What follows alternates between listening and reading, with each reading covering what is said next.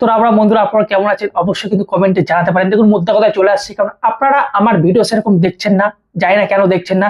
তো কথাটা হচ্ছে 1946 সাল 16ই আগস্ট অর্থাৎ কালকের দিন যেটা চলে গেছে, সেই দিনে ডাইরেক্ট অ্যাকশনের ডাক দিয়েছিলেন আলী জিন্নাহর নেতৃত্বে এবং আরো অনেকের নেতৃত্বে, এবং কলকাতায় হয়েছিল কলকাতা কিলিং যেটাকে বলা হয়। সেই কলকাতা কিলিং এর প্রেক্ষাপটে একটি মুভি তৈরি হয়েছে, যে মুভিটির নাম হচ্ছে দ্য বেঙ্গল ফাইল।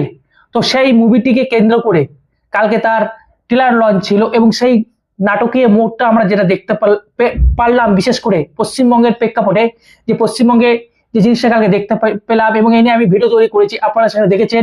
এবং যিনি ডিরেক্টর বিবেক অগ্নিহোত্র, তিনি কিন্তু বারবার বলেছেন যে আমাকে প্রথমে বলা হয়েছিল এবং তাকে অর্ডার পারমিশন দেওয়া হয়েছিল, কিন্তু তারপরেও যেভাবে তার এই টিলার নিয়ে এত বাধা বিপত্তি দেওয়া হলো কেন, আমি বস্তুত আমি জানি না যে তৃণমূলের ঠিক অ্যাকচুয়ালি কোথায় বাধা। এবং বিশেষ করে সব থেকে আকর্ষণীয় ব্যাপার হলো তৃণমূলের কি কজন নেতা কি বলেছে আমি জানি না, তবে একজন নেতাকে আমার খুব বলতে দেখা গেছে, সেটা হচ্ছে আর কেউ নয়, তৃণমূলের মুখপাত্র কুণাল ঘোষ।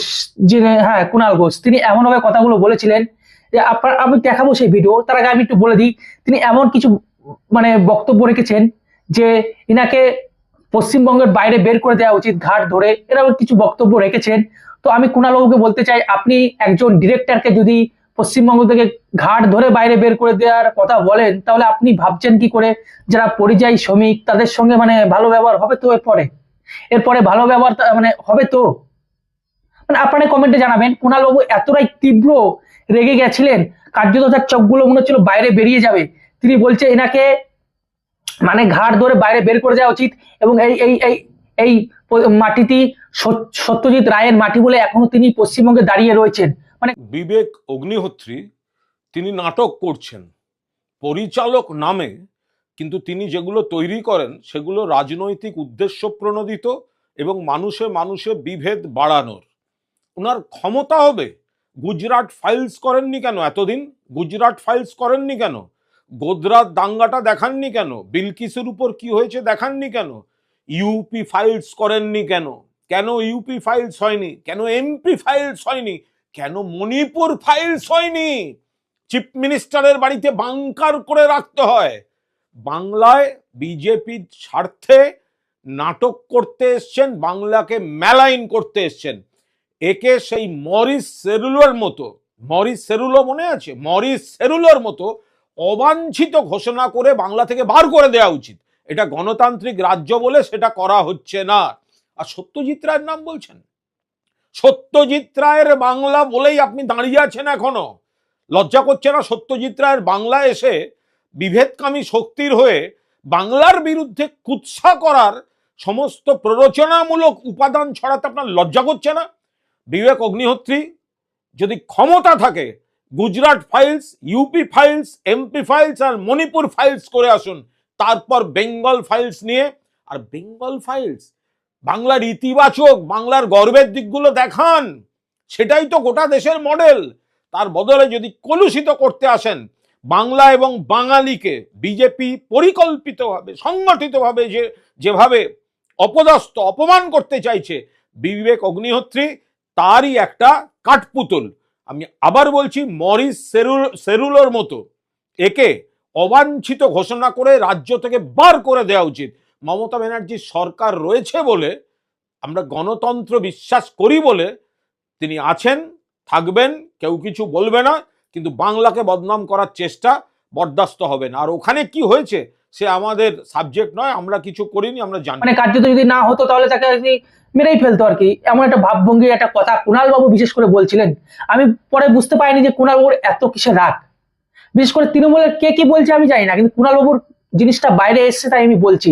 আর এই বইটা যে তৈরি হচ্ছে, তৃণমূলের লোকগুলো এত বলে বাংলা বাঙালি, আরে বাবা এই মুভিটা তো তৈরি হচ্ছে পশ্চিমবঙ্গকে কেন্দ্র করে, কলকাতাকে কেন্দ্র করে, এবং সেখানে নামটা দেওয়া হচ্ছে কি দ্য বেঙ্গল ফাইল। অ্যাকচুয়ালি তাদের মধ্যে এত কষ্ট কিসের? বইটা নিয়ে এত কষ্ট জল্পনা কিসের? এত দুঃখ কিসের? এত ভয় কিসের? তারা কি মনে করছে যে এই যে কলকাতা কিলিং হয়েছে তাতে তাদের কোনো দায়ী আছে? তারা কি ভাবছে যে তাদের কোনো দায়ী আছে? হয়তো ভাবতে পারে তাদের হয়তো কোনো দায়ী আছে, আমি বুঝতে পারছি না। বন্ধুরা আমাকে কমেন্টে জানান। কিন্তু কুণাল বাবু কেন রেগে গেছেন? আমি একটা জিনিস কিন্তু খুঁজে পেয়েছি, এবং আমি তৃণমূল সরকারকে বলতে চাই, কুণালবাবু আরো বলেছেন যে আপনি এনার সাহস আছে গুজরাট ফাইলের তৈরি করার, বা গুজরাট ফাইল কেন তৈরি করছে না। তো আমি কুণালবাবুকে বলবো, তৃণমূলের তো অনেক নেতা, মানে অনেক ডিরেক্টর আছে, অনেক নায়ক আছে যারা কিন্তু তৃণমূলের সাংসদ, তাদেরকে টাকা না দিলেও চলবে, কারণ তাদেরকে সিট দেওয়া হয়েছে, যেহেতু সাংসদ এমপি সিট দেওয়া হয়েছে, তো তারা ফ্রিতে কিন্তু জিনিসটা করতে পারে। তো তথ্যচিত্র খুঁজে খুঁজে খুঁজে খুঁজে গুজরাট ফাইল নামে একটা বই তৈরি করুক, আমরা সেই বইটাও দেখবো, আমরা সেই বইটাও দেখবো যে গুজরাট ফাইল বই তৈরি করছে তৃণমূল।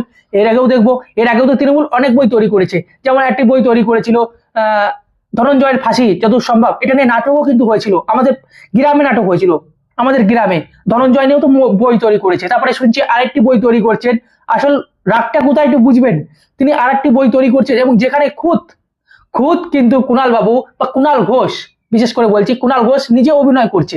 সেই বইটি কি, সেই বইটির নাম হচ্ছে, সেই বইটি কিসের উপর কেন্দ্র করে, অধ্যাপিকা মনীষাকে কেন্দ্র করে এই বইটি, যে ট্যাক্সির ভিতর থেকে কি করে মনীষা একদিনের মধ্যে গায়েব হয়ে গেলেন, এই বিষয়ে তারা বই তৈরি করছেন। এবং তৎকালীন তখন সরকারে ছিলেন বামফ্রন্ট সরকার, অর্থাৎ সিপিআইএম। আচ্ছা, সিপিআইএম এর কোনো নেতারা কি বলছে, ভাই তোমরা যে বইটা তৈরি করছো কাদেরকে দোষী বানাচ্ছ, আমাদেরকে দেখাও, তারা কি কোনো বিরোধ করছে? তারাই কোনো বিরোধ করছে? বিরোধ তো করছে না। এবং সব থেকে বড় কথা, কুণালবাবু নিজে অভিনয় করছেন, কার চরিত্রে অভিনয় করছেন, সিপিএম এর তৎকালীন তাবর নেতা অনিল বিশ্বাসের চরিত্রে তিনি অভিনয় করছেন। এবং বইটির নাম হচ্ছে কর্পূর, এবং সেখানে নিজে অভিনয় করছেন। এবং কর্পূর মুভিটি বললাম, ওই অধ্যাপিকা মনীষা কি করে গায়েব হয়েছিলেন একদিনের মধ্যে, অন্তদান রহস্য, সেটার উপর নির্ভর করে মুভিটা তৈরি হচ্ছে। এবং তৎকালীন কারা কারা ছিলেন, সিপিএম কেন তৈরি করছেন না, এই তৃণমূলের আমলে দেখতে পাচ্ছেন কি করে বিশেষ করে মহিলাদের যে কোনো রকম সুরক্ষা দিতে পারছে না, তারা সেটা ঢাকার জন্য কার্যত বইটি তৈরি করছে। না না না, তৃণমূলের আমলের থেকেও সিপিএম এর আমলে বেশি হয়েছে মহিলাদের উপর অত্যাচার, সেই জিনিসটা তারা দেখানোর জন্য এই বইটা তারা তৈরি করছে। আচ্ছা এবার বলুন তো কুণাল বাবু, এই সিপিএম এর নেতারা কি একবার বলছে যে ভাই তোমরা কি বই তৈরি করছো, আমাদের দেখাও না? বলছে কি একবারও কিন্তু বলেনি। আসল কথা হচ্ছে কুণাল বাবু, আমার যদি মনে হয় কুণাল বাবু হয়তো ইচ্ছা ছিল এই বইয়ে অভিনয় করার, হ্যাঁ বেঙ্গল ফাইলে, আমার যেটুকু মনে হয়, তাকে যেহেতু নেওয়া হয়নি তার জন্য হয়তো এত রাগ। আর সব থেকে বড় কথা, তৃণমূল এত রাগ কেন? 1946 সালের 16ই আগস্ট যে ঘটনা ঘটেছে কলকাতা কিলিং নামে পরিচিত, সেখানে তাদের কোনো হাত ছিল? কি জানি ভাই, তাদের কি কোনো হাত ছিল? তাদের তো কোনো হাত ছিল না। না, তারা ঠিকে নিয়ে বসে রয়েছে, তাদের একটা হাত ছিল, হয়তো তাদের একটা হাত ছিল, তারা মনে করছে। এবং এটা জানা যাচ্ছে যে ওই যে হোটেলে, কার্যত আপনারা দেখেছিলেন হোটেলে যে মালিক, তিনি আবার এসে বলছিলেন যে বন্ধ করুন। কেন না, জেলা পরিষদ বা কিছু কেউ নারাজ হয়েছেন, তারা চাইছেন না এই জিনিসটা টিলারটা লঞ্চ হোক। তো তারা কি মানে আলী জিন্নার বংশধর, তারা কি আলী জিন্নার বংশধর? দেখুন এই বইটাতে বিবেক বাবু, যিনি এই বইয়ের ডাইরেক্টর, তিনি বারবার বলেছেন যে যখন ভারতবর্ষ ভাগ হয়েছে সব থেকে যে দুটো রাজ্য সব থেকে বেশি ক্ষতিগ্রস্ত হয়েছে সেটি হলো পাঞ্জাব এবং পশ্চিমবঙ্গ। এবং পশ্চিমবঙ্গ যে স্যাক্রিফাই করেছে সেই জিনিসটা এখানে তুলে ধরা হয়েছে। সেখানে তৃণমূলের নেতাদের এত কিসের বাধা আমি বুঝতে পারছি না। তারা কি আলী জিন্নার বংশধর? তৃণমূলের নেতারা কি আলী জিন্নার বংশধর? তারা এত বলে বাংলা বাঙালি, আর বইটা তো বাঙালিকে কেন্দ্র করে, বাংলাকে কেন্দ্র করে বইটা তৈরি হয়েছে। কিন্তু কলকাতার কথা এখানে বলা হয়েছে, অ্যাকশন ডে এর কথা, তার সঙ্গে নোয়াখালীর ঘটনা, এগুলো তো অস্বীকার করার জায়গা নাই। এবং সব থেকে বড় কথা, এই কুণাল বাবু কিন্তু বলতে পারছেন না যে বইটা প্রোপাগান্ডা।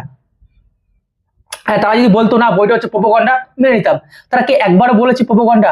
তারা একবারও কিন্তু বলতে পারেনি। কার্যত আমি এখনো খুঁজে পাচ্ছি না যে বইটা বা যে ট্রেলারটা সেন্সার বোর্ড হয়ে পাস হয়ে গেছে, সেই বইটা পশ্চিমবঙ্গের তৃণমূল পার্টির নেতারা কি করে বাধা দিতে পারে, আমাকে একটু কমেন্টে জানাবেন বন্ধুরা।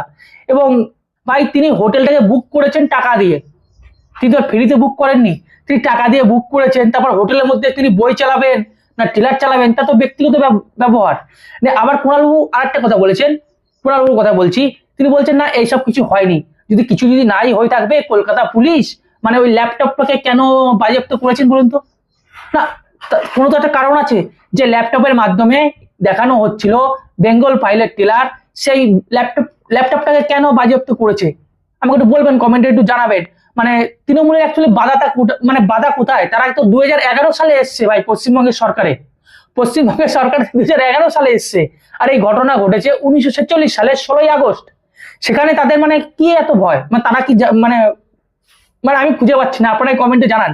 আর কুণাল ঘোষের কথা কি বলবো, তিনি, আমি বলেই দিলাম, তিনি তাকে হয়তো অভিনয় নেয়নি, তিনিও একটা বইয়ে অভিনয় করছে অনিল বিশ্বাসের চরিত্রে, তো সেই ক্ষেত্রে তিনি হয়তো রেগে গেছেন, তাই এত এত বাধা বিপত্তি দিচ্ছে। কিন্তু এতে কি হলো বলুন তো, এতে পশ্চিমবঙ্গের মানুষ আরো উৎসাহিত হলো যে অ্যাকচুয়ালি দ্য বেঙ্গল ফাইলের মধ্যে এমন কি আছে যে রাজ্য সরকার কার্যত বাধা দেওয়ার চেষ্টা করছে, এরপর তারা বেশি করে দেখবে। এবার আপনারা যে দেখবেন ট্রেলারটি জি স্টুডিও, যে এখানে এটি ছাড়া হয়েছে, সেখানে যে দেখবেন কত ভিউ হয়েছে, সেখানে দেখবেন কত ভিউ হয়েছে। মানে আপনারা কমেন্টে জানাতে পারেন যে কুণাল এত রেগে যাওয়ার কারণটা কি, আমি তো এখনো খুঁজে পাচ্ছি না।